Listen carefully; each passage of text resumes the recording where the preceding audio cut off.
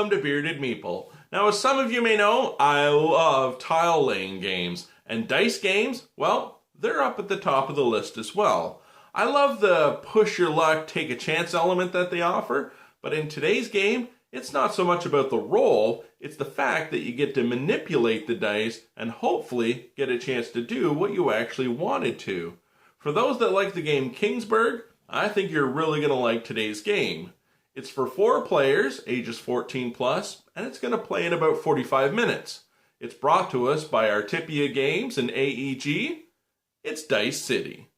Let's take a look at it. There are a number of types of cards in the game. Some you will add to your personal player board, others will simply give you points. There are 3 types of harvest resource location cards: the mine, the lumber mill, and the quarry.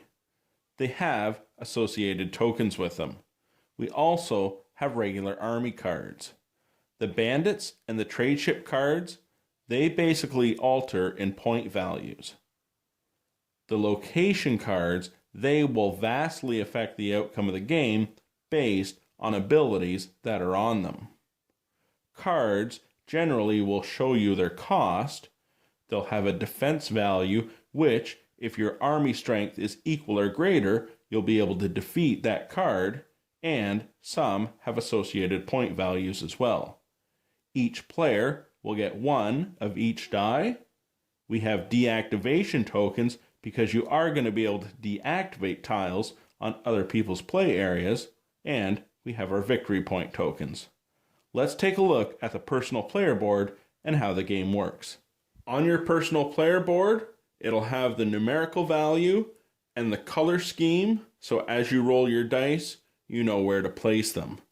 The game has a use it or lose it type thing, because at the end of your turn, your army reverts back to 0, and you're only allowed to keep 1 of each resource. On a turn, you're going to use the dice, attack, build and trade, and then do the end of the turn phase. There are 4 ways in which the game can end. All of the cards have been taken from the 3 bandit piles. All of the cards have been taken from 2 or more of the trade ship piles. All the location cards have run out, or if 2 or more rows on a person's player board has been filled with built locations and none of them have deactivation tokens on them. There are 5 ways in which you can use the dice. You may use the location beneath the die and resolve its ability. You can remove a die and then move another die to 1 space adjacent. Discard 4 of the location cards and reveal 4 new ones. You may only take this action once per turn. You can reactivate a deactivated location token, or can pass and gain a pass token. You may only take that action once as well. It's at this phase of the game that you can also use 2 pass tokens for a number of different things. You can gain 1 resource of your choice, increase your army strength by 1 for this turn only, or force all other players to re-roll 1 die of your choice. In the attack step, you will add up the strength of your army on your current turn. You can attack bandits, locations, or resources.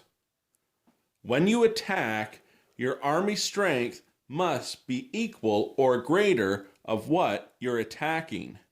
If you do so and you're victorious, you will place the deactivation token on that location.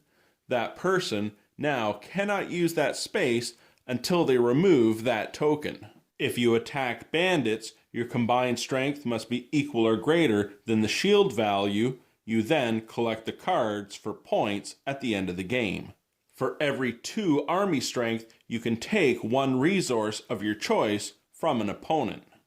In the build and trade phase, you are cashing in resources you've collected. Remember, you can only keep 1 of each at the end of your turn for trade ships, for points, or perhaps new locations.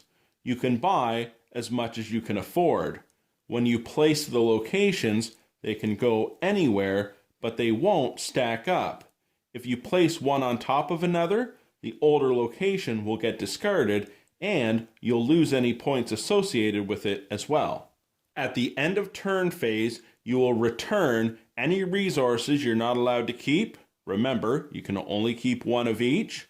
You will re-roll your die to set their new values on the player board, and it's the next player's turn. So it's through the manipulation of the die, collecting your resources, getting cards, you'll get the most points and win. And that, my friends, is Dice City. As I said in the intro, if you like the game Kingsburg, I think you should definitely give this one a try. I thought it was fantastic. It has cute, fun art, it's very easy to learn, and when it comes to gameplay itself, don't worry too much about your die roll and be like, oh, I didn't get what I needed, because you are able to manipulate the die and even manipulate your player board as you buy additional cards and place them how you want. Now, when it comes to the cards, as I've said in the past, generally I don't like games with small cards, but in this game, you need it. If this was regular size cards, I'd never be able to play with 4 people because my table's not big enough. I thought it was really well done. I enjoyed it. I hope you get a chance to check it out. I'll talk to you again soon.